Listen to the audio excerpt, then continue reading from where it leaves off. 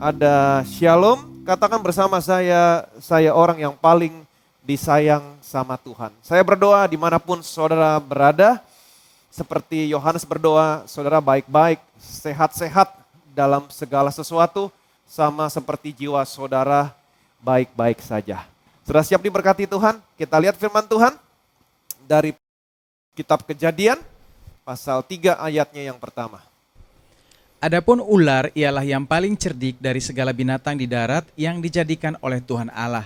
Ular itu berkata kepada perempuan itu, "Tentulah Allah berfirman, semua pohon dalam taman ini jangan kamu makan buahnya, bukan?"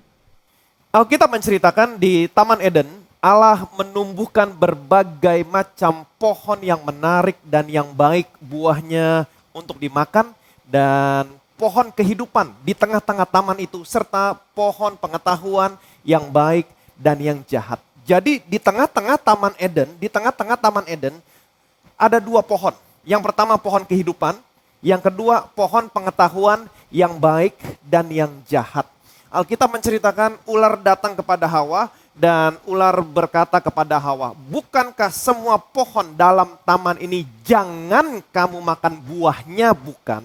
Pertanyaan saya, apakah Allah berkata demikian? Apa yang Allah katakan? Allah berkata, semua pohon dalam taman ini boleh kamu makan buahnya dengan bebas. Bukan hanya kamu boleh makan buahnya, tetapi kamu boleh makan buahnya dengan bebas. Allah saudara, Allah saya adalah Allah yang murah hati. Tetapi ular datang kepada Hawa dan berkata kepada Hawa, "Bukankah semua pohon dalam taman ini jangan kamu makan buahnya, bukan?" Jelas ini bertentangan dengan apa yang Allah katakan. Wacana yang ular bangun, wacana yang ular bawa kepada Hawa adalah tentang apa yang jangan kamu makan. Betul? Sekali saya ulangi, wacana yang dibangun oleh ular, wacana yang ular bawa kepada Hawa adalah tentang apa yang jangan kamu makan. Dan Allah hanya berkata tentang apa yang jangan dimakan adalah hanya tentang buah dari pohon pengetahuan yang baik dan yang jahat. Allah hanya berkata, kamu jangan makan buah dari pohon pengetahuan yang baik dan yang jahat. Hanya satu pohon ini yang Allah berkata jangan. Jadi waktu ular membangun wacana tentang apa yang jangan dimakan, dengan kata lain, ular hanya mau membawa Hawa fokus kepada pohon pengetahuan yang baik dan yang jahat. Kemudian Hawa berkata, no, semua pohon dalam taman ini boleh kami makan buahnya dengan bebas. Tetapi pohon pengetahuan yang baik, yang jahat, jangan kamu makan buahnya. Kamu makan, kamu pasti mati. Nah, saya mau saudara mengerti. Waktu Allah menciptakan langit, bumi berserta isinya. Waktu Allah menciptakan segala sesuatunya baik. Termasuk pohon pengetahuan yang baik dan yang jahat. Pohon pengetahuan yang baik dan yang jahat adalah baik. Tetapi bukan untuk manusia. Apa yang terjadi? Ketika manusia makan dari buah pohon pengetahuan yang baik dan jahat, apa yang terjadi sama manusia? Itu sebabnya hari ini ada rumah sakit, ada klinik anti penuaan, ada kuburan. Saya mau saudara mengerti, waktu Tuhan menciptakan manusia, Tuhan tidak pernah menciptakan manusia untuk mati, melainkan hidup untuk selama-lamanya. Itu sebabnya Alkitab mengatakan, Tuhan benci sama kematian. Bahkan Tuhan menyebut kematian sebagai musuh yang terbesar. Itu sebabnya jangan pernah salahkan Tuhan. Kalau hari ini manusia menjadi lemah, sakit, kemudian mati. Mungkin di antara saudara banyak berkata, "Pak, kalau Tuhan kan tahu segala sesuatunya. Tuhan kan tahu ketika manusia mau berbuat dosa. Kenapa waktu Adam dan Hawa mau makan dari buah pohon pengetahuan yang baik dan jahat, kenapa Tuhan gak datang dan berkata kepada mereka, "Hey, stop, jangan dimakan." Nah, kalau halnya demikian, maka apa yang Tuhan berikan kepada manusia yang namanya kehendak bebas, bukan lagi kehendak bebas namanya. Apa artinya kehendak bebas? Kehendak bebas artinya Tuhan mau berkata, kamu bebas untuk tidak mentaati aku, tapi karena aku mengasihimu, kalau kamu sampai tidak taat kepadaku, maka aku akan melakukan sesuatu untuk menebus dan memulihkan kamu. Tuhan memberikan kehendak bebas kepada manusia. Perhatikan baik-baik, manusia jatuh dalam dosa, itu sebabnya Tuhan harus melakukan sesuatu, karena Tuhan mengasihi manusia, Tuhan harus melakukan sesuatu untuk memulihkan manusia. Sekarang pertanyaan saya, apa yang dimaksud dengan pohon pengetahuan pengetahuan yang baik dan yang jahat, dan apa yang dimaksud dengan pohon kehidupan. Yang dimaksud dengan pohon pengetahuan yang baik dan yang jahat berbicara tentang hukum Taurat. Sedangkan pohon kehidupan berbicara tentang siapa? Tidak lain dan tidak bukan, berbicara tentang Yesus. Pertanyaan saya, apa yang salah ketika manusia makan dari buah pohon pengetahuan yang baik dan yang jahat? Banyak di antara saudara dan saya berpikir, ketika manusia makan dari buah pohon pengetahuan yang baik dan yang jahat, maka manusia menjadi tahu apa yang baik, manusia menjadi tahu apa yang jahat. Ketika manusia tahu apa yang baik, apa yang jahat, maka manusia akan melakukan yang baik dan menjauhkan yang jahat. Kita bisa menjadi kudus. No, yang terjadi adalah sebaliknya.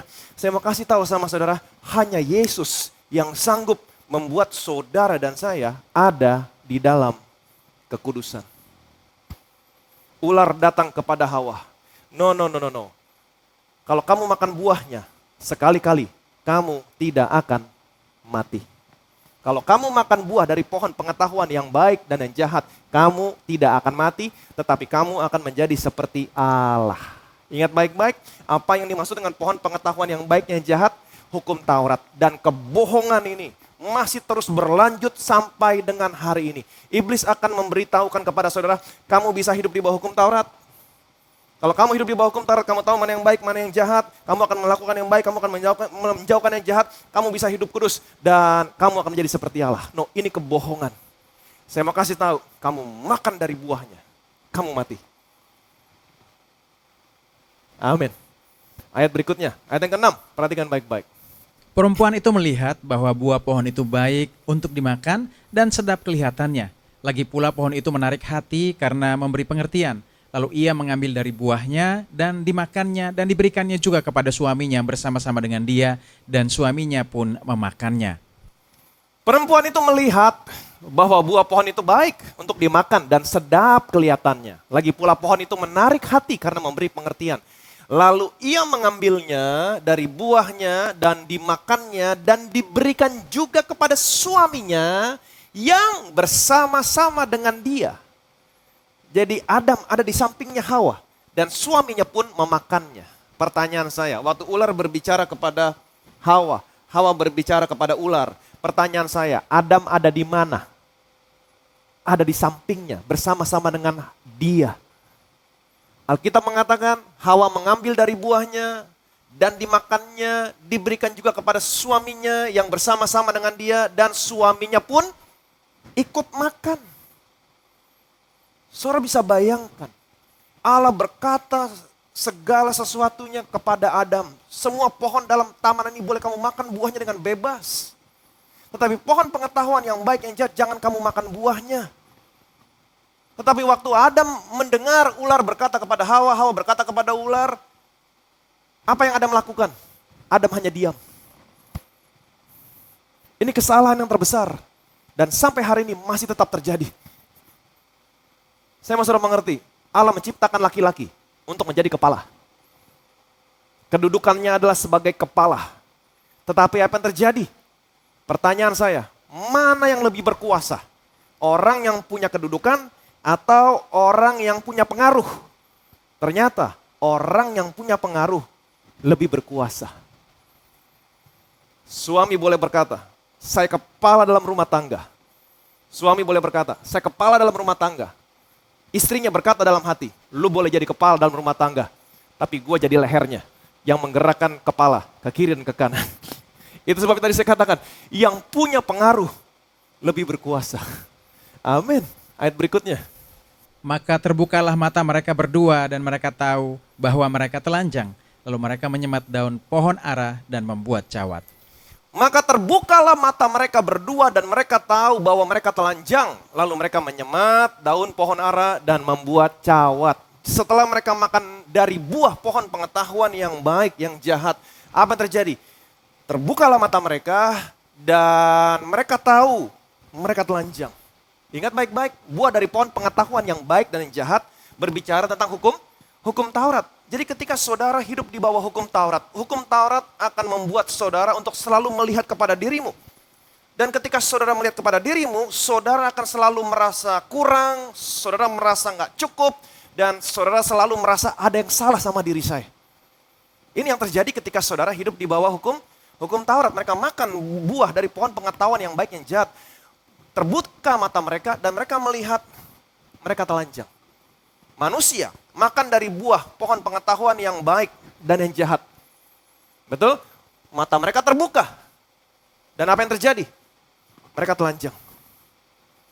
Ini yang terjadi. Sekali lagi, ini yang terjadi ketika kamu coba-coba hidup di bawah hukum Taurat.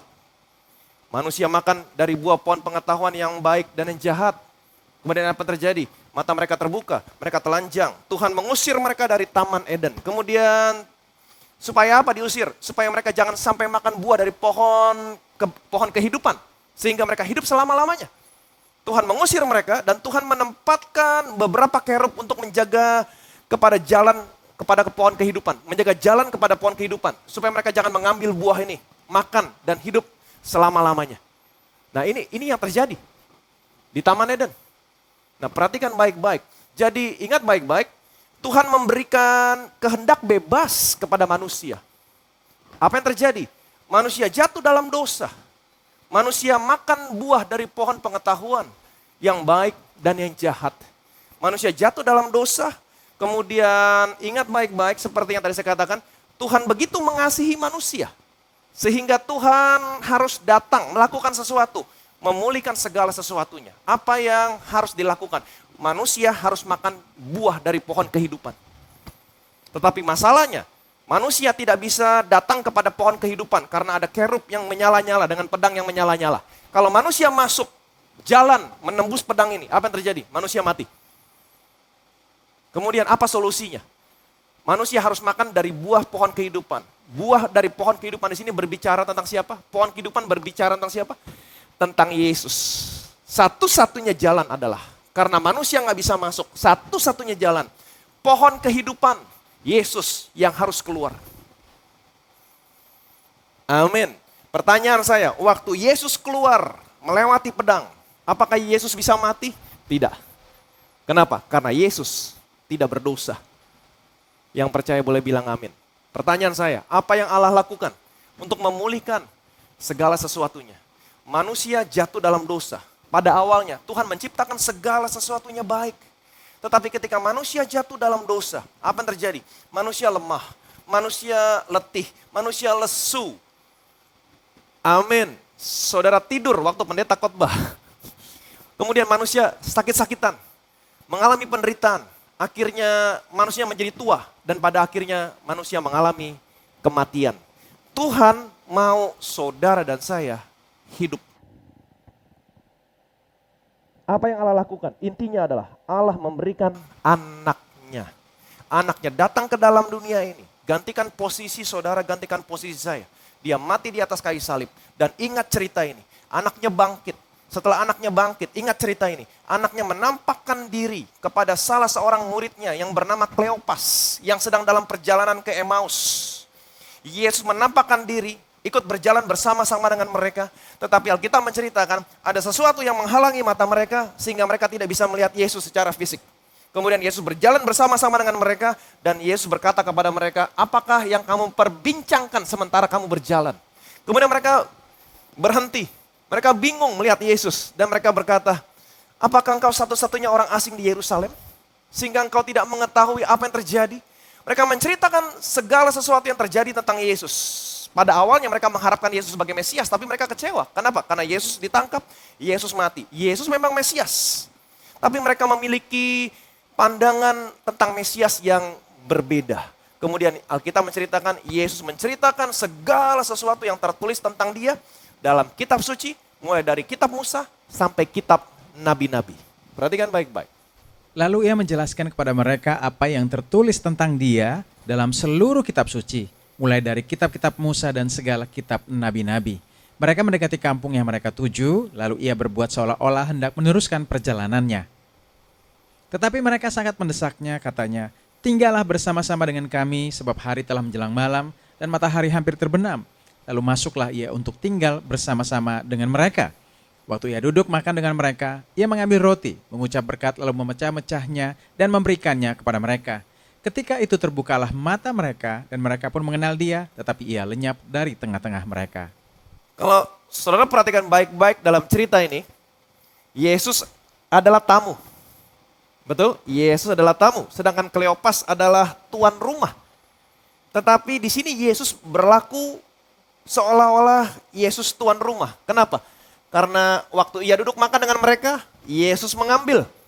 Ia mengambil roti, bukan Kleopas yang mengambil, bukan tuan rumahnya yang mengambil, tapi Yesus yang mengambil. Ia mengambil roti, mengucap berkat, lalu memecah-mecahkannya dan memberikannya kepada mereka. Ketika itu terbukalah mata mereka dan mereka pun mengenal Dia. Yesus mengambil roti, mengucap berkat, lalu memecah-mecahkan dan memberikan kepada mereka. Kalau saudara bandingkan dengan ayat yang tadi, Kejadian pasal 3, ayat 6-7, perempuan itu melihat bahwa buah pohon itu baik untuk dimakan dan sedap kelihatannya. Lagi pula pohon itu menarik hati karena memberikan pengertian. Lalu ia mengambil dari buahnya dan dimakannya dan diberikan juga kepada suaminya yang bersama-sama dengan dia dan suaminya pun memakannya. Lalu ia mengambil. Siapa ia di sini? Hawa. Manusia mengambil. Betul? Manusia mengambil, kemudian memakannya dan mata mereka terbuka, mereka telanjang. Kalau saudara bandingkan dengan ayat yang tadi, waktu ia duduk makan dengan mereka, ia mengambil roti, mengucap berkat, lalu memecah-mecahkannya dan memberikannya kepada mereka. Ia mengambil. Siapa ia di sini? Tuhan Yesus. Tuhan mengambil. Ketika itu terbukalah mata mereka dan mereka pun mengenal Dia. Manusia mengambil, makan, mata mereka terbuka, mereka telanjang. Betul? Lihat polanya. Manusia mengambil, manusia makan, kemudian matanya terbuka, mereka melihat bahwa mereka telanjang. Tapi lihat di sini polanya. Tuhan yang mengambil, betul? Tuhan mengambil, Tuhan memberikan kepada manusia, manusia makan, matanya terbuka, melihat Yesus. Betul? Di sini Tuhan yang mengambil, memberikan kepada manusia. Tetapi manusia maunya mengambil. Padahal Tuhan maunya memberi kepada manusia. Dan ketika Tuhan memberi, manusia tinggal menerima. Tapi manusia maunya mengambil. Kalau saudara lihat di sini, manusia mengambil. Kemudian manusia mengambil dari pohon yang salah. Manusia mengambil apa yang sesungguhnya manusia nggak perlu. Manusia memakan. Manusia dalam masalah. Kemudian apa yang terjadi? Manusia menyalahkan Tuhan. Tetapi lihat baik-baik di sini. Tuhan mengambil. Dan Tuhan memberikan kepada manusia. Tuhan memberikan kepada manusia apa yang manusia butuhkan. Karena Tuhan tahu semua kebutuhanmu. Ketika Tuhan yang memberi kepada saudara, apa yang terjadi? Saudara bersuka cita, saudara mengucap syukur. Karena saudara mengambil apa yang Tuhan berikan kepada saudara. Yang percaya boleh bilang amin. Saudara bisa lihat polanya? Sama-sama mengambil, sama-sama makan, tapi resultnya beda. Amin. Balik lagi ke Taman Eden. Perhatikan baik-baik. Di Taman Eden, di tengah-tengah Taman Eden ada dua pohon. Ingat, ada dua pohon. Yang pertama, pohon pengetahuan yang baik dan yang jahat. Ini berbicara hukum Taurat. Yang kedua, pohon kehidupan. Ini berbicara tentang siapa? Tentang Tuhan Yesus. Pertanyaan saya, bagaimana caranya? Apa yang manusia lakukan sehingga kelemahan, maut datang dalam kehidupan manusia? Apa yang manusia lakukan? Manusia makan. Makan dari mana? Makan dari pohon yang salah. Pohon pengetahuan yang baik, yang jahat. Itu sebabnya manusia jadi lemah, sakit, letih, lesu, menjadi tua. Dan pada akhirnya manusia mengalami kematian, maut datang. Ini yang terjadi. Manusia makan dari buah pohon yang salah. Pohon pengetahuan yang baik dan yang jahat. Pertanyaan saya, bagaimana caranya Tuhan memulihkan segala sesuatunya? Bagaimana caranya Tuhan memulihkan segala sesuatunya? Ingat baik-baik, manusia jatuh gara-gara makan. Dan Tuhan memulihkan segala sesuatunya juga dengan cara yang sama. Makan. Itu sebabnya kalau saudara ingat cerita yang tadi, ia mengambil roti, betul? Kemudian mengucap berkat, memecah-mecahkannya, dan memberikannya kepada manusia, manusia makan. Betul? Manusia makan. Apa yang manusia makan? Ingat, dia mengambil roti, mengucap berkat, memecah-mecahkan. Memecah-mecahkan roti. Ini berbicara tentang broken bread. Memecah-mecahkan tubuh Tuhan. Ingat baik-baik, pohon kehidupan berbicara tentang siapa? Tuhan Yesus. Bagaimana caranya Allah memulihkan segala sesuatunya? Allah memberikan manusia makan dari pohon kehidupan. Apa itu pohon kehidupan? Broken bread, tubuh dan darah Tuhan. Amin. Waktu manusia makan dari pohon yang salah, pengetahuan yang baik dan yang jahat, apa yang terjadi? Kelemahan, maut datang dalam kehidupan manusia. Bagaimana caranya Tuhan memulihkan segala sesuatunya? Tuhan harus memberikan saudara dan saya makan dari buah pohon kehidupan. Siapakah pohon kehidupan? Yesus. Itu sebabnya apa yang Tuhan lakukan kepada kedua muridnya. Dia mengambil roti, mengucap berkat, memecah-mecahkannya, broken bread. Ini berbicara tentang tubuh Tuhan. Ini berbicara tentang pohon kehidupan. Tuhan kasih mereka makan. Apa yang terjadi? Waktu manusia makan buah dari pohon pengetahuan yang baik, yang jahat, manusia lemah, manusia mati. Tapi waktu manusia makan dari pohon kehidupan, tubuh dan darah Tuhan, apa yang terjadi? Ingat baik-baik. Ayat berikutnya, apa yang terjadi? Manusia menjadi sehat, kuat. Lalu bangunlah mereka dan terus kembali ke Yerusalem. Di situ mereka mendapati ke-11 murid itu, mereka sedang berkumpul bersama-sama dengan teman-teman mereka. Lalu bangunlah mereka dan terus kembali ke Yerusalem. Saudara bisa bayangkan, mereka baru tiba di Emmaus, mereka berjalan bersama-sama dengan Yesus selama berapa mil? 7 mil. 1 mil 1,5 kilo, 7 mil artinya 10,5 kilo. Mereka baru berjalan kaki dari Yerusalem ke Emmaus, 10,5 kilo jalan kaki. Mereka tiba, mereka duduk, mereka makan. Yesus mengucap berkat, memecah-mecahkan roti. Yesus kasih mereka makan dengan roti hidup. Makan dari buah pohon kehidupan, broken bread. Apa yang terjadi? Lalu bangunlah mereka dan terus langsung kembali lagi kemana? Ke Yerusalem. Balik lagi ke Yerusalem. Jalan kaki lagi. 10,5 kilo lagi. Artinya apa? Ketika mereka makan dari buah pohon kehidupan, mereka menjadi manusia yang sehat, kuat, diberkati. Yang percaya boleh bilang amin. Amin. Manusia makan dari buah pohon pengetahuan yang baik, yang jahat, manusia menjadi lemah, sakit, kemudian mati. Tapi ketika manusia makan dari buah pohon kehidupan, broken bread, tubuh dan darah Tuhan, manusia menjadi sehat kembali, menjadi kuat kembali.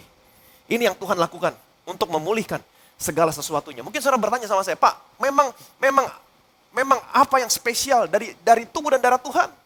Mungkin banyak orang yang berkata, apa yang spesial dari roti dan anggur ini? Saudara jangan main-main, jangan menganggap remeh.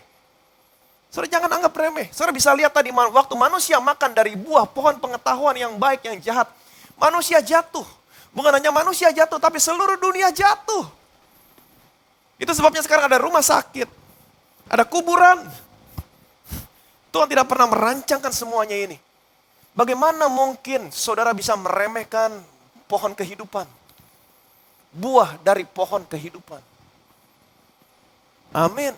Kalau saudara lihat Mazmur. Dituntunnya mereka keluar membawa perak dan emas, dan di antara suku-suku mereka tidak ada yang tergelincir.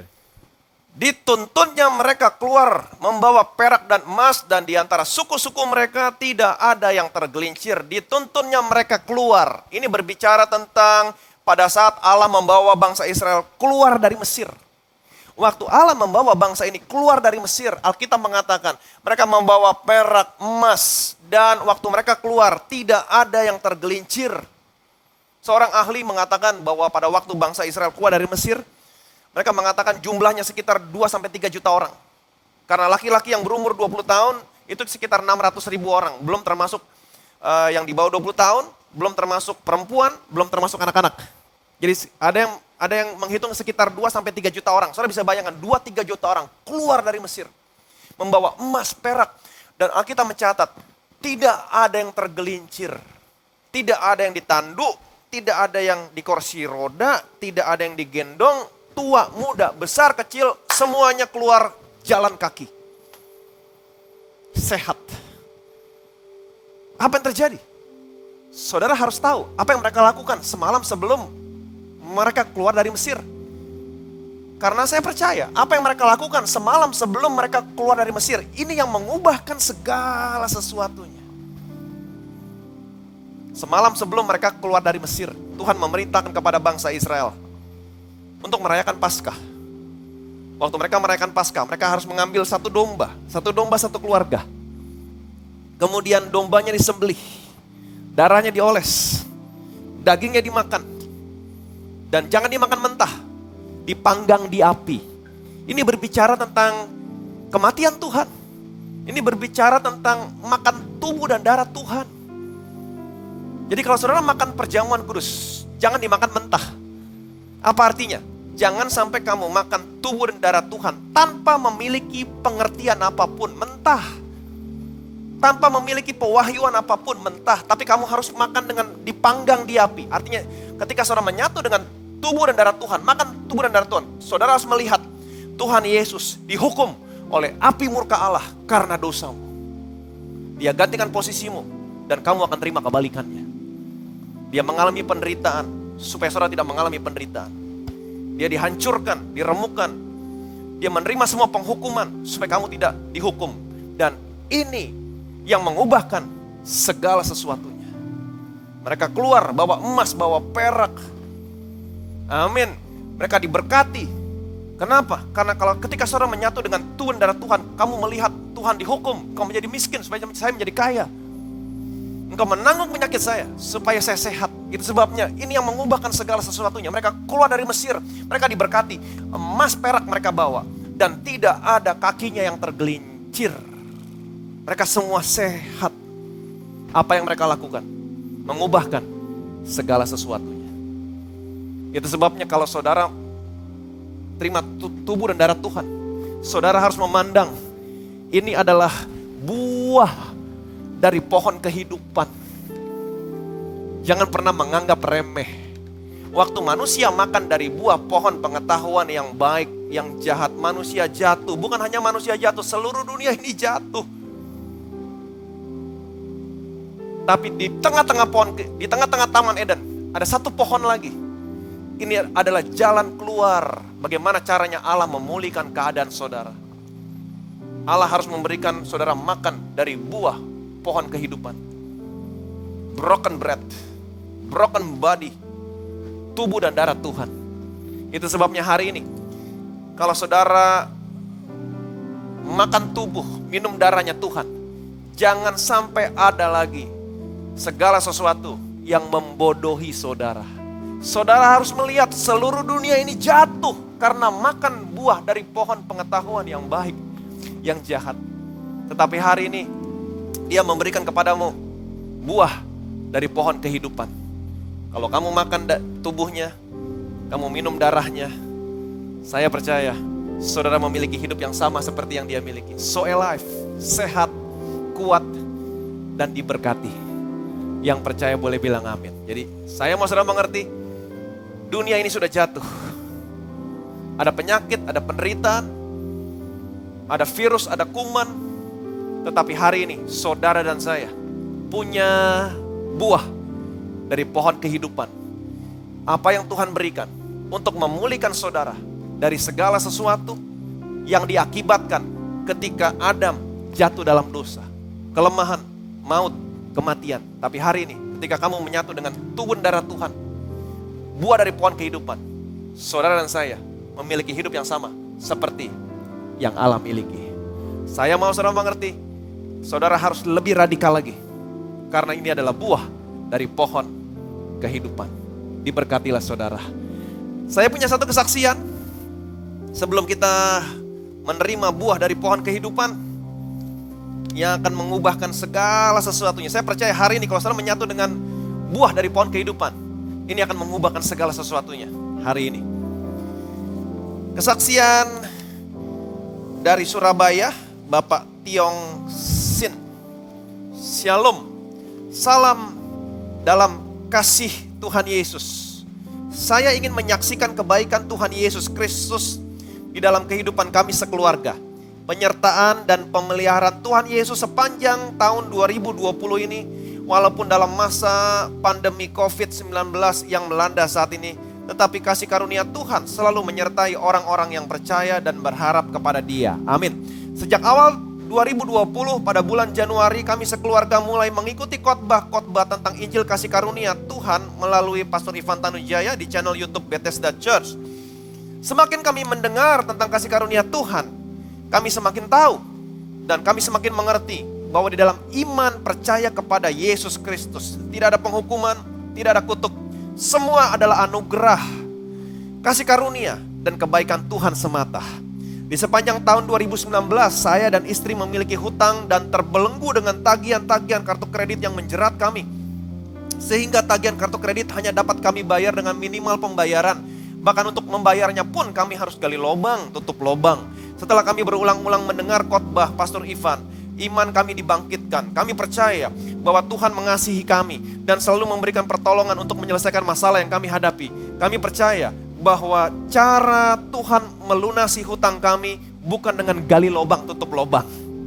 Kami berdoa dan berharap ada jalan keluar dan kebaikan Tuhan. Dan Tuhan mendengar doa kami. Singkat cerita, pada bulan Maret sebelum pandemi COVID-19 melanda Indonesia, dengan pertolongan Tuhan, kami dapat menjual tanah dan bekas pabrik dengan harga yang sangat tinggi, seharga 240 miliar. Buat kami hal ini adalah suatu mujizat Tuhan. Awalnya hal itu tidak mungkin karena pihak pembeli sudah deal dan memberi uang tanda jadi di lokasi lain dan sudah bertemu dengan notaris untuk melakukan ikatan jual beli. Namun dengan tidak terduga ternyata proses jual beli tersebut batal. Puji Tuhan, karena kebaikan dan pembelaan Tuhan, pihak pembeli beralih pada tanah dan pabrik yang kami tawarkan. Dengan transaksi ini, kami dapat membayar semua hutang kartu kredit kami tepat saat pandemi COVID-19 melanda. Puji Tuhan, mujizat dan kebaikan Tuhan Yesus tidak berhenti sampai di sini. Putri kami yang pertama, oleh karena pertolongan Tuhan Yesus Kristus, dapat diterima melalui jalur UTBK di Perguruan Tinggi Negeri ITS, Institut Teknologi 10 November Surabaya. Hal ini sangat luar biasa bagi kami, karena untuk dapat diterima di ITS, persaingannya sangat ketat. Presentasi diterima di sana hanya 20%. Apalagi putri kami sekolah di sekolah swasta, di mana penyaringan di universitas negeri biasanya yang lebih dominan diterima siswa yang bersekolah di sekolah negeri favorit.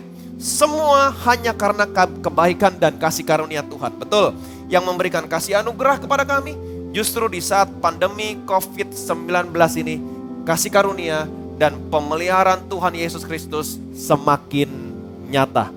Tuhan Yesus mengasihi setiap orang yang berharap kepadanya. Segala kemuliaan, segala hormat, segala pujian hanya bagi Tuhan. Saya mau sudah mengerti hari ini dunia dilanda kegelapan.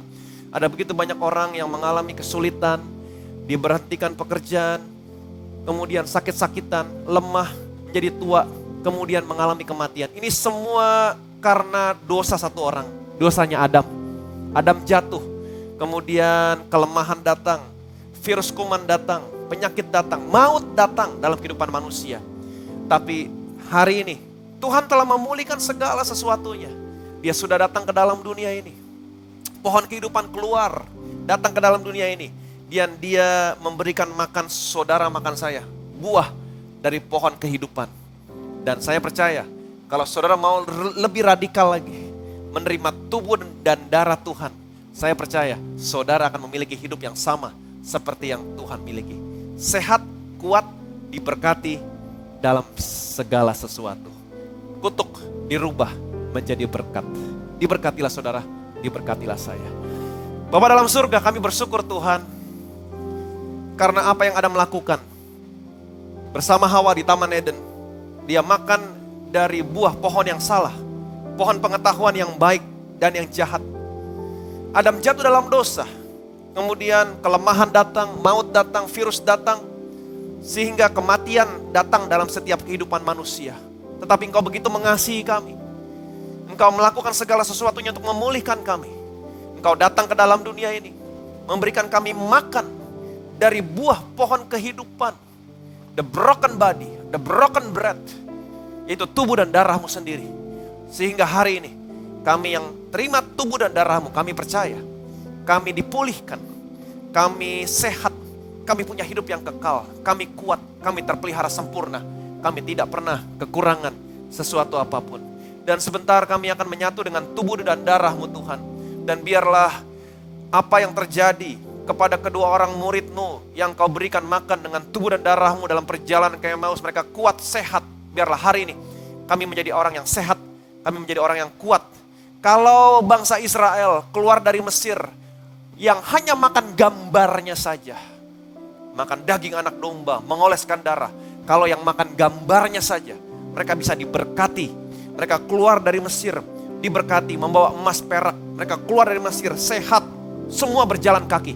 Terlebih lagi hari ini, kami yang makan buah dari pohon kehidupan, makan tubuh dan darah-Mu, makan yang sesungguhnya. Kalau mereka diberkati, hari ini kami super diberkati. Kalau mereka sehat, hari ini kami super sehat. Dan kami melihat kasih karunia kebaikan-Mu yang tidak pernah ada habisnya dalam kehidupan kami. Segala kemuliaan, segala hormat, segala pujian hanya bagi-Mu. Dalam nama Tuhan Yesus kami berdoa, sama-sama kita katakan amin.